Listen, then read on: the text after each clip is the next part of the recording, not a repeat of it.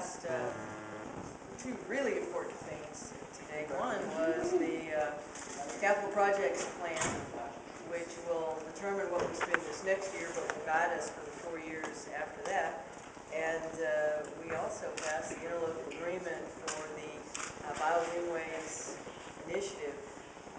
This is the start of the $205 million BioGreenways 2020 initiative that will create a 150-mile greenway system within the city limits. The project is the result of the 2012 bond election that passed last November with overwhelming voter support, I will point out. These dollars will allow us to complete a vision that is over 100 years old of a continuous park and trail system along the greenways that have existed since Houston's founding. Every section of Houston will benefit from this initiative, and it allows us to leverage a very, very generous private sector match to the public sector investment.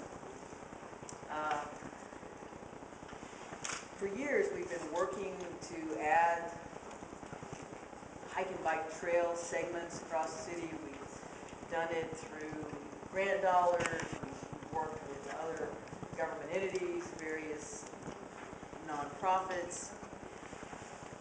There's already more than $2 billion worth of infrastructure in place, but there's still a lot of work to do in a lot of places where that infrastructure needs to be connected together. I've spoken previously about stringing the beads. We have some beautiful beads out there, but we want to string them into a continuous necklace of park where one can go from one side of Houston to the other without leaving that green space, but also where one can go from one's neighborhood, jump on a nearby trail, and get into the interconnected greenway system. And I want to reference again the fact that we were successful in this last legislative session in having the ability to put part of our trail system along utility rights of way, which was not part of the original plan, but as everybody knows, our bios flow essentially west to east, and those north-south connectors are important, and this gives us a mechanism we didn't have before to make some of those critical connections.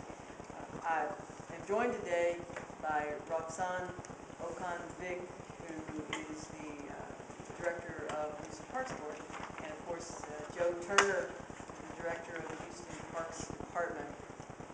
This is a real partnership. It's a collaboration built on years of trust and working together. We know we can get this done. We know the finished product will be much more than we could possibly envision today. And I would like to first invite Roxanne to step forward and give her thoughts on this. Thank you, Mayor.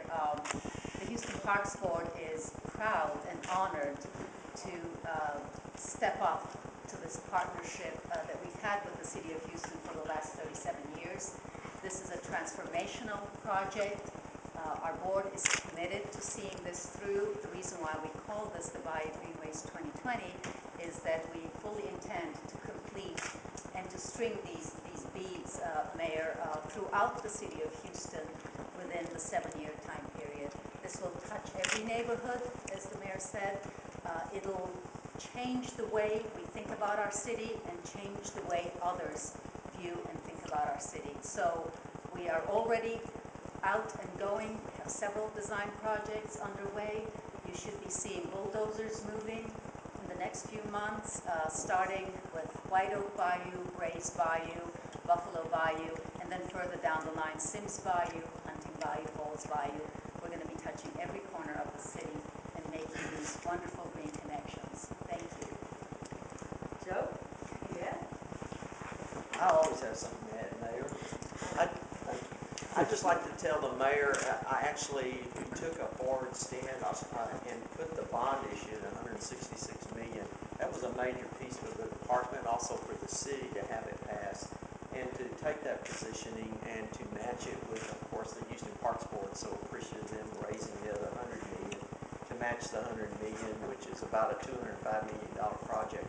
When Comey designed his plan back in 1912, I do not think he ever envisioned the connectability that we would ever be able to put together with this system we're building along our bayous and the other corridors. The utility districts were a huge win for us this year with the legislature. And I will tell you, when you start drawing the bayous across, you draw the utility lines, and let us not forget the metro lines. All these crossings give us connections, and it gives us the availability for people to move either on trails, utility districts, or actually on metros back and forth. We're going to change the way people move and the way our community is able to get to various parks around the city that they never had the opportunity to.